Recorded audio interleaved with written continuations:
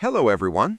In this video, I'll guide you through fixing Minecraft Resource Pack errors so your game loads textures correctly.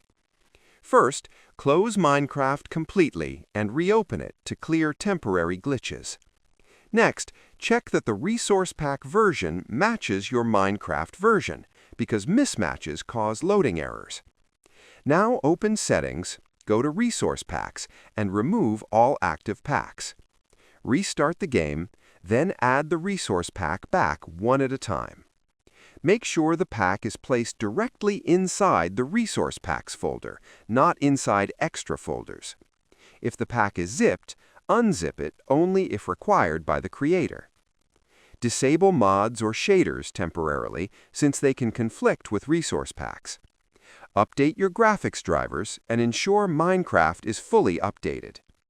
If errors continue, press Windows plus R, type AppData, open Roaming, and rename the Minecraft folder to reset files. Finally, reinstall the resource pack and apply it again. This usually resolves resource pack errors and restores proper visuals. Subscribe the channel for more videos.